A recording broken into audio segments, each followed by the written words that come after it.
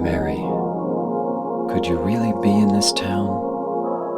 Fellow gamers, it's Eric coming at you from the underwater base, and I'd like to make a case for the ballsiest survival horror game hero. His name is James Sunderland, and he's got to be every girl's dream guy. His wife Mary has been dead for 3 years, but a mysterious letter addressed to James beckons him to the dark realm of Silent Hill. Who's it from? Mary herself. This is Silent Hill 2 for the PlayStation 2, and another shout out to my good friend Justin in Cranberry for this frightening survival horror by Konami. Now the reason for James's ballsiness is not just because of his leather jacket and good looks, but the fact that he is willing to walk right into this place with nothing more than a mysterious letter from his dead spouse as the reason for his trespass. Puts guys like Capcom's Leon Kennedy to shame. I mean, James Sunderland is just a regular guy with a broken heart. Leon Kennedy is a secret agent with years of firearms training. Maybe that's what Konami was aiming for? The all-around American badass with nothing but grit and long, flowing blonde hair?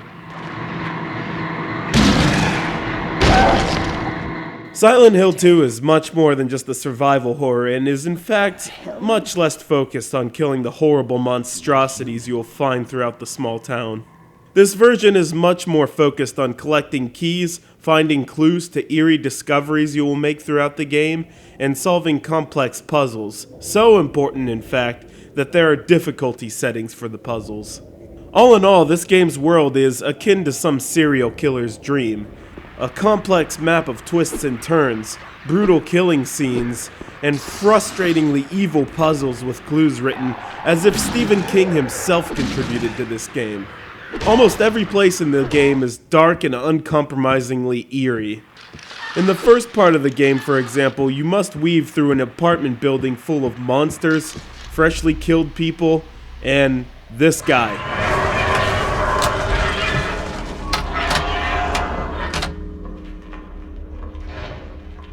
You'll see a lot of Pyramid Head demons in this game, and they're hell-bent on your destruction. Silent Hill 2's primary comparison would have to be Resident Evil, so let's take Resident Evil 4 for an example. Now, like I said before, Resident Evil 4 is more about shooting the bad guys.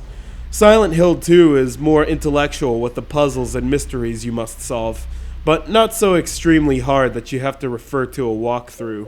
When you can't complete a puzzle, it's usually because you're missing some information or an item, and the map's gaming system, complete with symbols, save points, and locked door indicators, makes it easier to spot the room that you forgot to go in with the key that's just been sitting around unused in your pocket. Another thing I like about James Sunderland is that he has better vision than I do, and even in the dark he can spot that health drink or handgun bullets that I wouldn't have seen myself by turning his head in that direction. In Resident Evil 4, the enemies usually present a large threat, but in Silent Hill 2, there are plenty of chances to re-up on your bullets and health kits. I would say that the enemies in Silent Hill 2 are designed to not pose a physical threat, but a psychological threat, because the sounds they make and the way they look, they're just simply messed up. In conclusion, the strengths of this game are the excellent graphics both in-game and during the cinematic cutscenes, which add life to the darkness of this psychological thriller, and the sound which causes you to be on guard when you're walking down that hallway or moving blindly through the foggy outdoors of Silent Hill 2.